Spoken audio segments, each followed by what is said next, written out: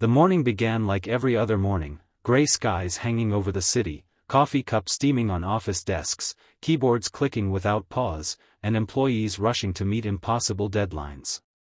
No one noticed the quiet man walking through the revolving doors with a worn backpack hanging from one shoulder. His name was Ethan Carter, a single father who had worked at the company for 7 years. He wasn't loud, he wasn't political, and he never chased attention. He simply came to work every day, did his job better than anyone expected, and hurried home every evening to his 8-year-old daughter, Lily. Few people knew the sacrifices hidden behind Ethan's calm smile.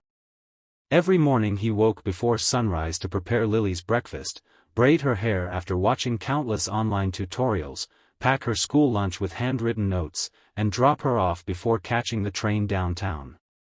Every evening he cooked dinner, helped with homework, washed clothes, and stayed awake long after midnight finishing freelance work just to pay medical bills left behind after his wife lost her battle with cancer 3 years earlier.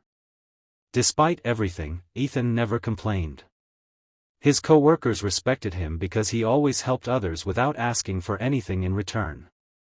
Whenever someone struggled with a difficult project, Ethan quietly stayed late until the work was finished.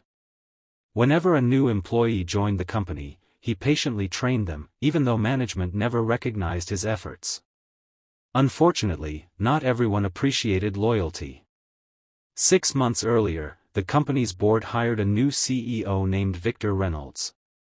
Young, ambitious, and obsessed with results, Victor believed fear created productivity. He often reminded employees that everyone was replaceable. Promotions disappeared. Break times became shorter. Meetings became longer. Every week another experienced worker resigned, unable to tolerate the pressure. Still, Ethan remained.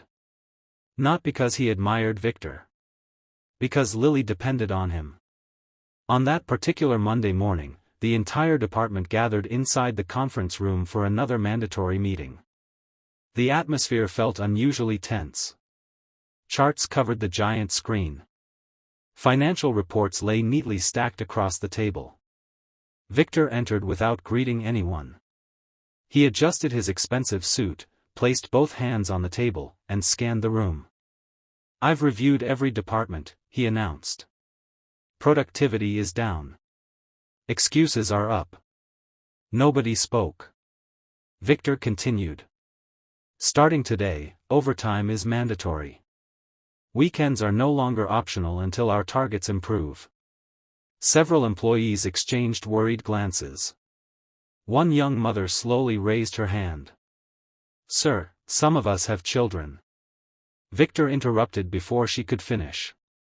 "I don't remember asking about your personal lives." Silence. Then his eyes landed on Ethan. "You," Victor said. Ethan looked up calmly. "I've noticed you leave exactly at 5 every evening." "Yes, sir." "Why?" "My daughter waits for me after school." Victor smirked. "So your child is more important than this company?" Ethan answered without hesitation. "My daughter is the reason I work for this company." A few employees secretly smiled. Victor didn't. "You'll stay tonight until 10. "I'm sorry, sir. I can't." "You can't?" "I have no one else to pick up Lily." Victor folded his arms. "Figure it out." "I've already tried." "I don't care." The room became painfully quiet.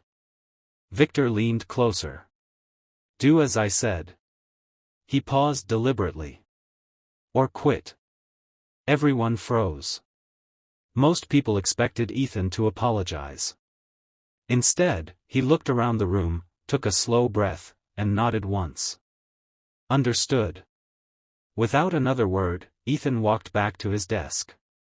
The office watched in confusion as he calmly opened his backpack. He removed a family photograph of himself and Lily smiling beside a lake.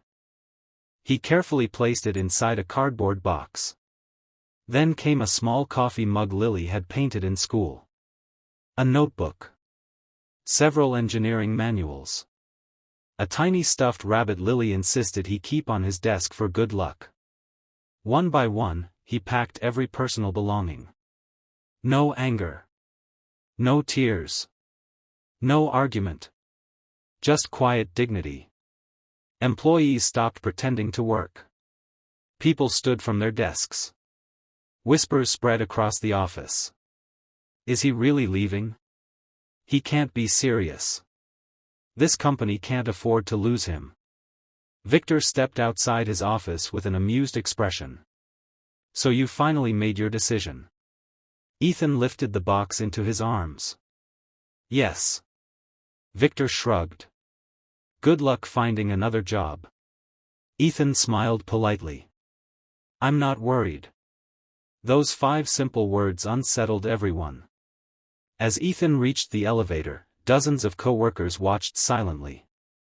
Several wanted to stop him. None dared. The elevator doors closed. Nobody inside the building realized that the quiet single father walking away carried something far more valuable than his cardboard box. He carried knowledge that held together the company's most important systems, relationships with its biggest clients, and years of undocumented experience no executive had ever bothered to understand. Within hours, the consequences of Victor's arrogance would begin unfolding in ways no one could have imagined. And by the end of the week, the same CEO who proudly declared everyone replaceable would stand before the board of directors desperately asking one impossible question. How do we get Ethan Carter back?